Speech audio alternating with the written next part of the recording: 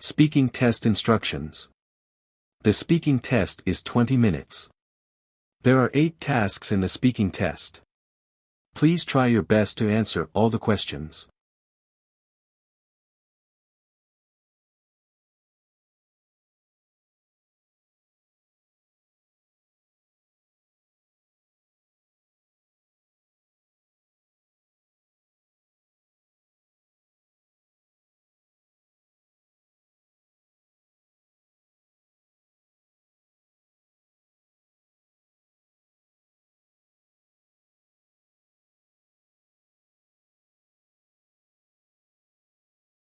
Start speaking now.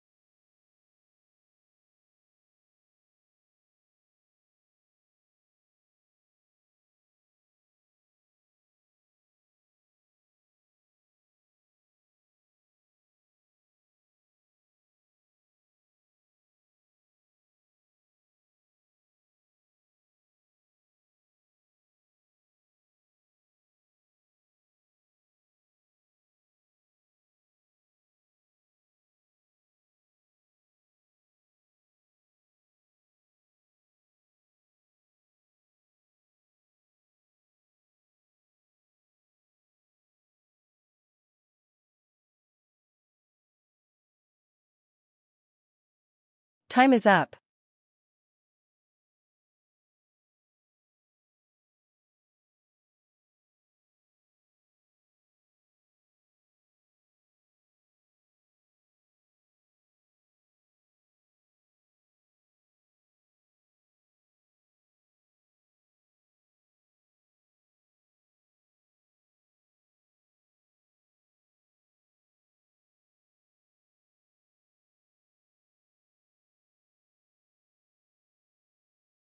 Start speaking now.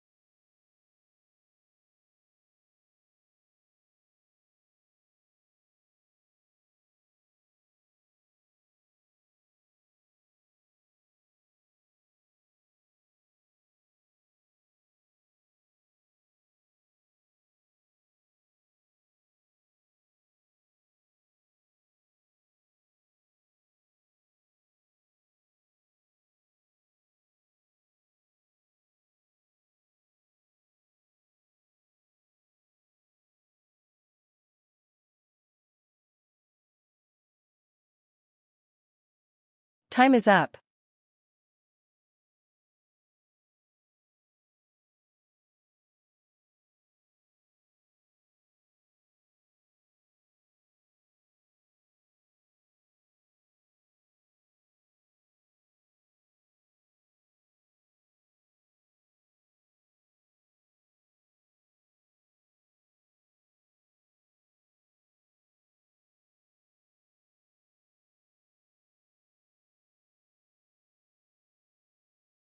Start speaking now.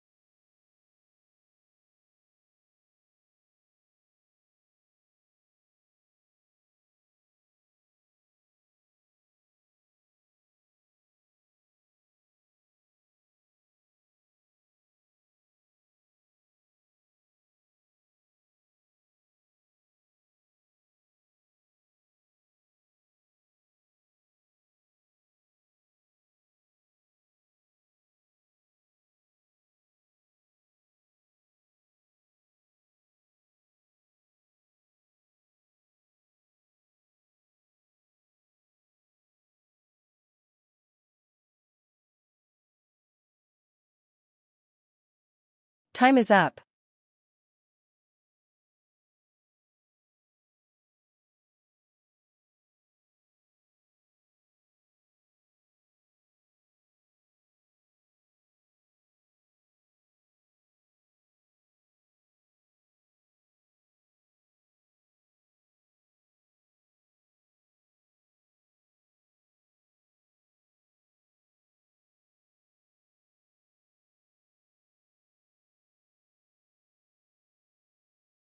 Start speaking now.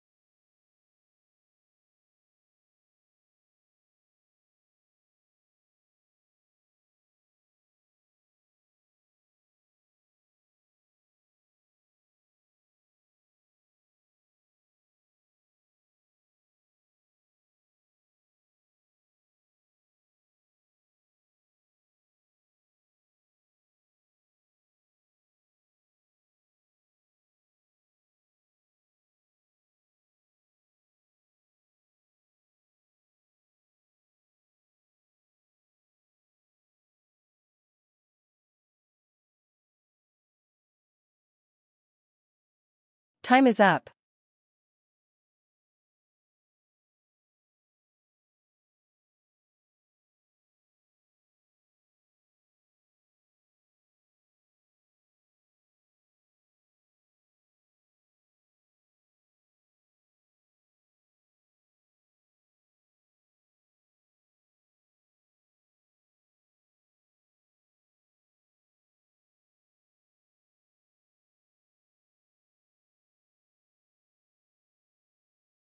Start speaking now.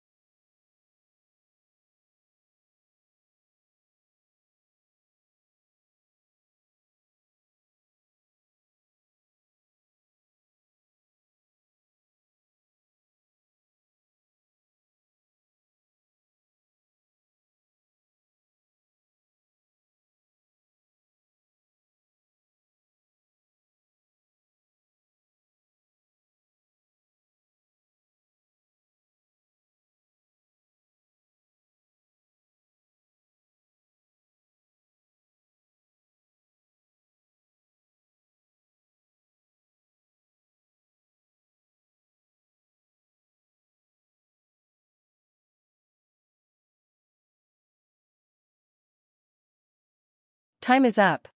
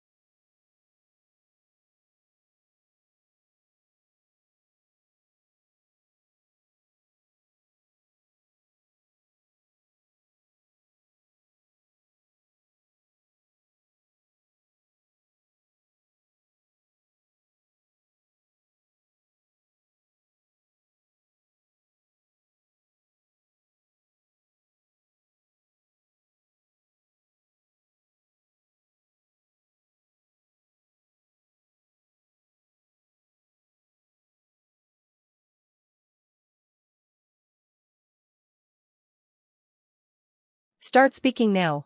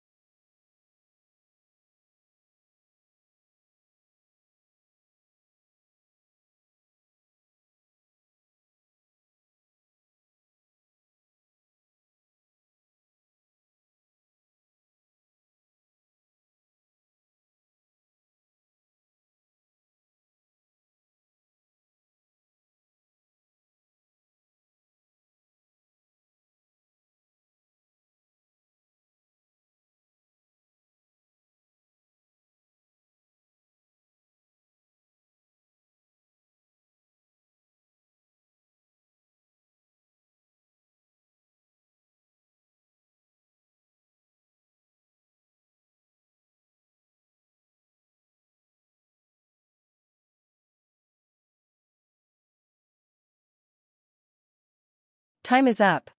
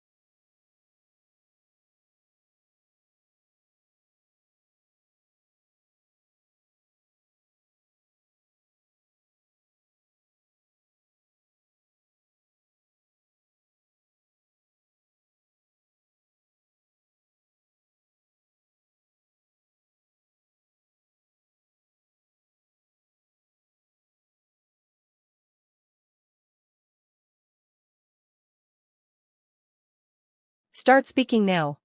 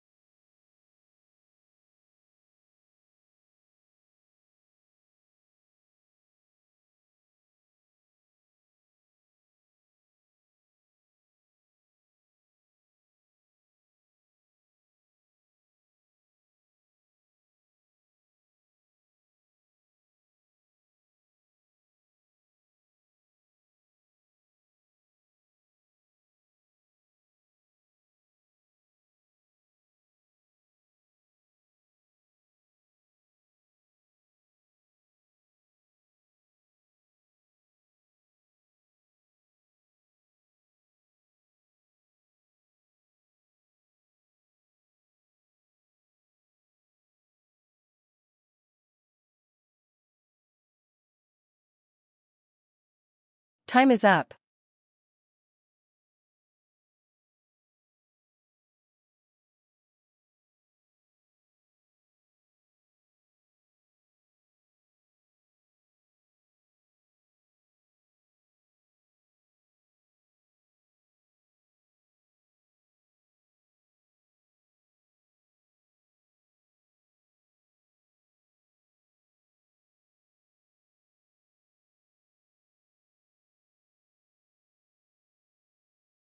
Start speaking now.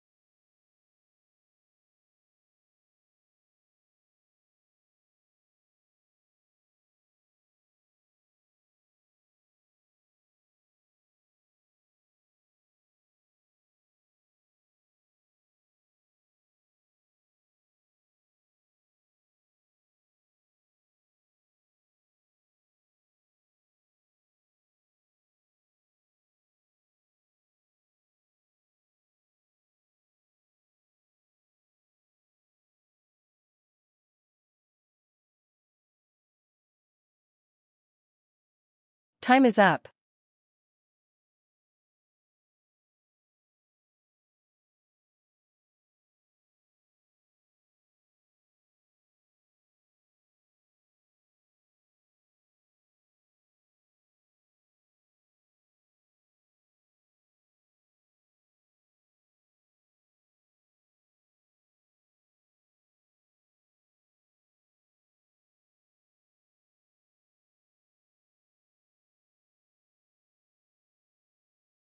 Start speaking now.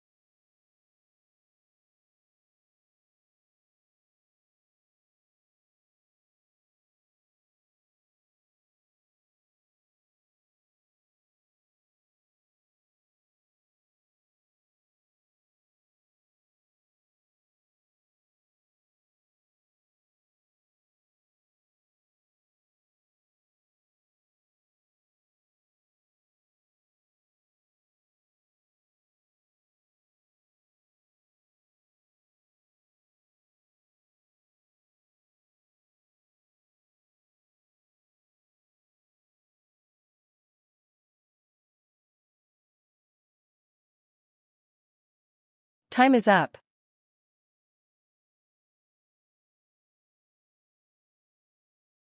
Hey Michael, honestly, I would slow things down before making any quick move.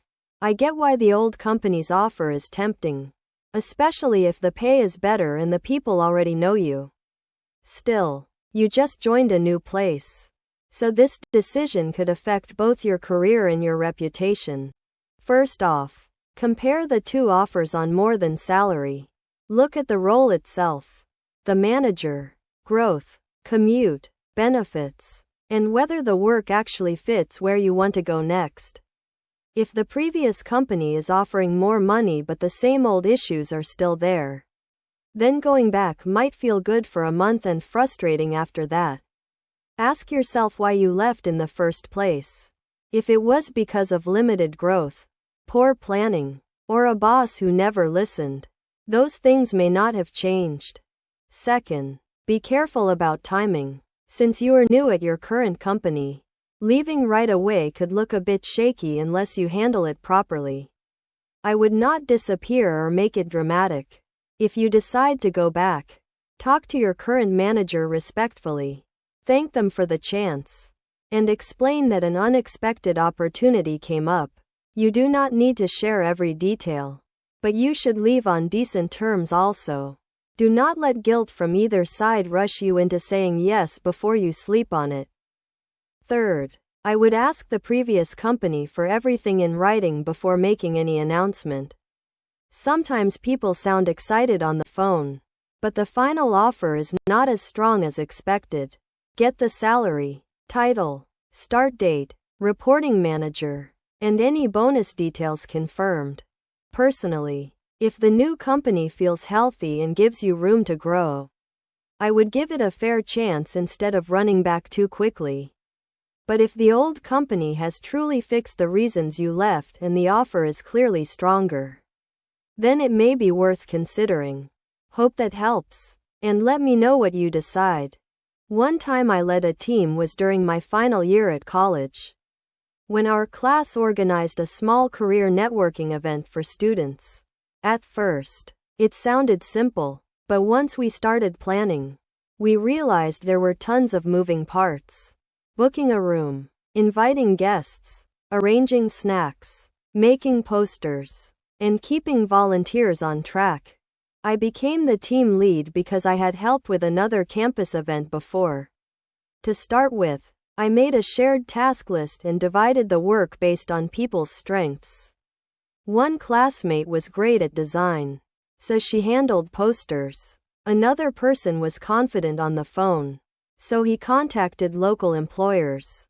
I checked in with everyone every couple of days, mostly to catch small issues before they became bigger ones. The biggest hiccup happened 2 days before the event.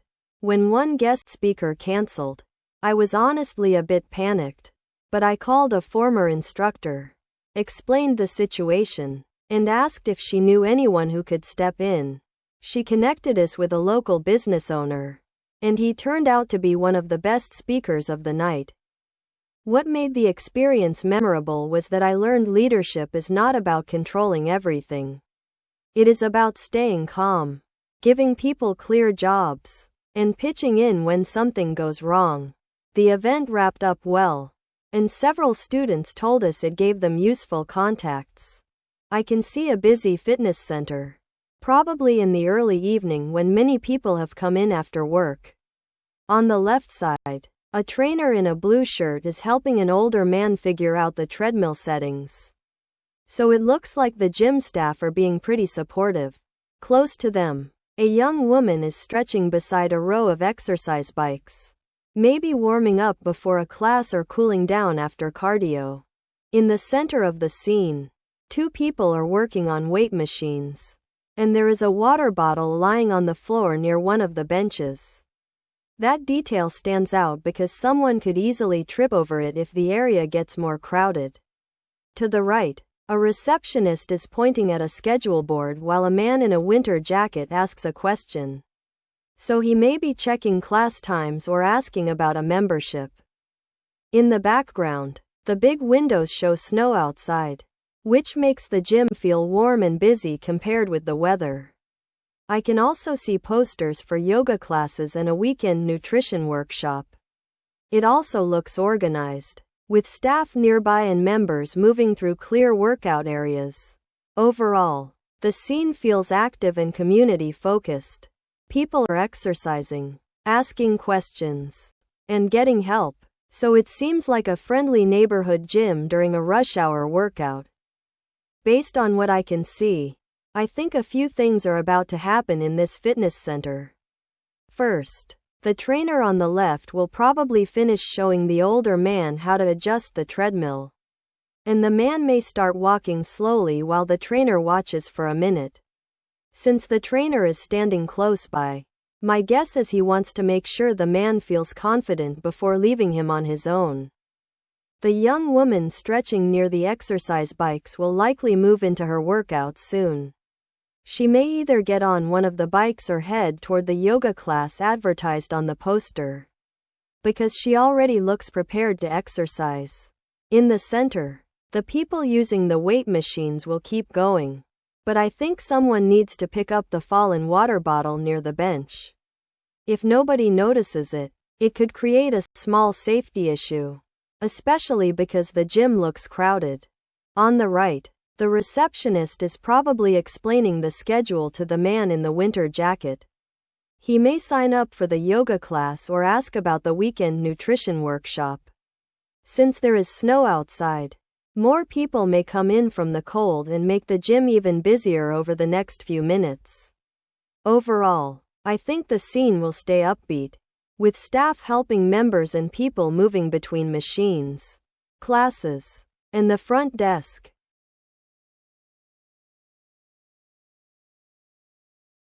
Hey Jordan, I get why the watering jug looks appealing because it is cheap and simple. But I really think the adjustable water nozzle is the better choice for our shared garden. The bigger win here is control. With the nozzle, we can water the flower beds, the vegetable pots, and the dry corners without soaking everything else. That matters during a dry summer, especially if the city starts asking people to cut back on water use. The jug would work for 1 or 2 balcony plants, but our garden is larger than that. We would have to keep walking back and forth to refill it. And after a few days that would become annoying. I know it is only $12, but the time and effort would add up quickly. With the nozzle, we pay $25 once, attach it to the hose, and adjust the spray depending on what we are watering. A gentle setting would be great for seedlings, while a stronger setting could handle the shrubs. What tips it for me is that the nozzle helps us be careful without making the job slow. We can avoid spraying the sidewalk, and we can give extra water only where the soil is dry.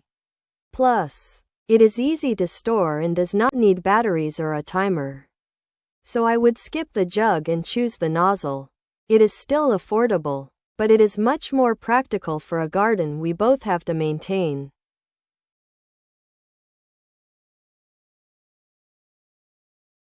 Hey Jordan, I understand why you are leaning toward the basic watering jug.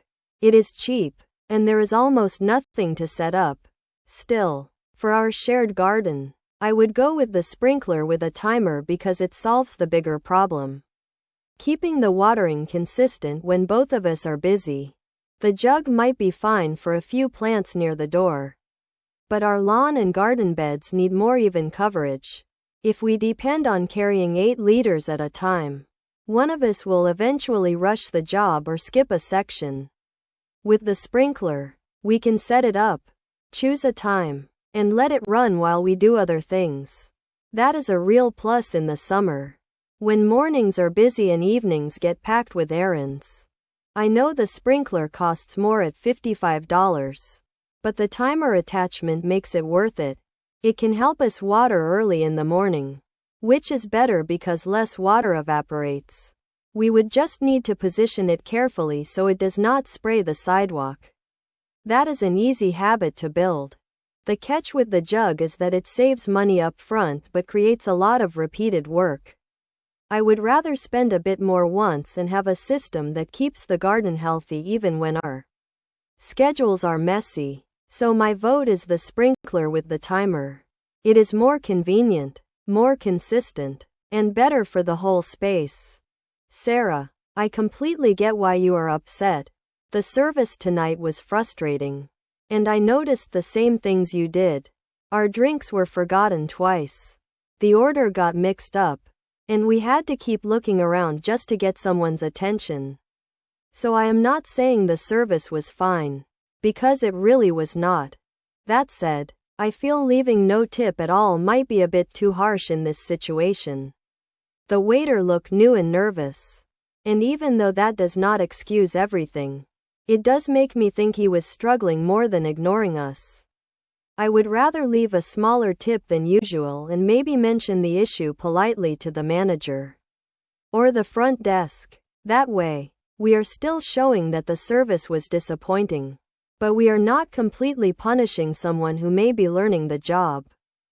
For example, if we normally leave 18%, maybe we leave 10% tonight. To me, that sends a fair message. We understand he made an effort, but the experience was not strong enough for a full tip. Also, if we say something calmly, the restaurant can train him better instead of him just wondering why the table left angry. I know you do not want to reward poor service, and I respect that. I just think a small tip plus clear feedback is more balanced than leaving nothing. It keeps us fair without pretending the evening went smoothly. David, I know you are trying to be kind. And I respect that. The waiter was probably new. And I agree he may have been nervous. I do not want to embarrass him or make his night worse. Still, I do not think we should leave a normal tip after the service we received.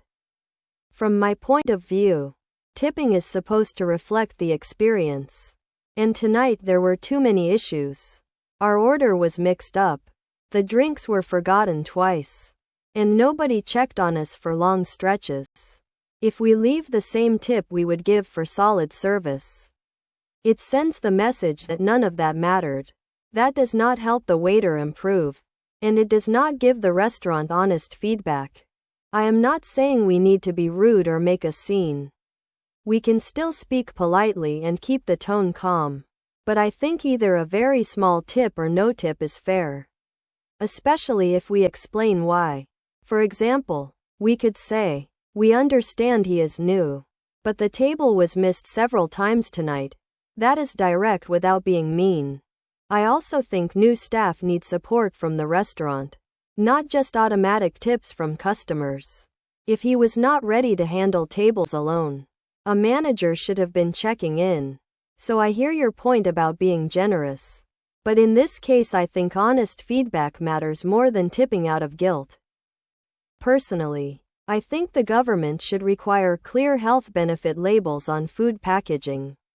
But only if the labels are simple, honest, and based on strong rules. Food packages already make all kinds of claims, and some of them sound healthier than they really are. A clear standard would help shoppers make quicker and better choices. First, labels would be useful for busy people. Most of us do not stand in a grocery aisle reading every tiny nutrition table. If a cereal, yogurt, or frozen meal claims it supports heart health or has extra fiber, that benefit should be easy to understand and easy to compare. A standard label could show what the benefit is, what nutrient supports it, and whether the product is still high in sugar, salt, or saturated fat. That last part is a big deal, because a snack can have one healthy feature and still be a poor everyday choice. Second, government rules would make companies more careful with their marketing. Without clear standards, producers can use words that sound impressive but do not mean much to an average shopper. For example, a drink might highlight added vitamins while hiding the fact that it has tons of sugar. If the government requires proof and a consistent label format, companies would have less room to dress up weak products as healthy ones. That protects consumers and rewards businesses that are actually making better food. I get why some people might worry that more labels would crowd the package or raise costs for smaller producers. That is a fair concern. The rule should be practical. Maybe with a simple front label and enough time for companies to update packaging. At the end of the day, I am not saying the government should tell people what to eat. People can still choose whatever they like. But when health benefits are used to sell food, the information should be clear, truthful, and easy to check. That would make grocery shopping less confusing and help families make choices with more confidence. Hi Priya, I'm at the open house right now. And you seriously need to hear this before coming. I just walked into one of the bedrooms. And honestly, it looks really unusual and kind of unsafe. First of all, the bed is not standing on the floor like a normal bed. It's actually hanging from the ceiling using 4 heavy metal chains. Almost like a giant swing. The weird part is there's a cat sitting calmly in the middle of the bed. As if this is completely normal. What shocked me even more is the floor. The entire floor looks like a giant aquarium covered with glass. I can see colorful fish, coral reefs, and even large sea creatures swimming underneath. It creates the illusion that you're walking over the ocean. On top of the glass floor, there are random slippers and boots lying around. To be honest, I'd feel nervous staying in this room because I'd constantly worry that the glass might crack or the hanging bed could swing too much while sleeping. Even though it looks creative and futuristic, it doesn't seem practical or safe at all. The room itself has wooden beams on the ceiling and soft lighting, which makes it feel cozy. But the unusual furniture completely changes the atmosphere. It almost feels like a strange art installation rather than a bedroom in a house. Anyway, if you're still planning to visit this open house, be prepared because this room is one of the strangest things I've ever seen. Call me when you arrive.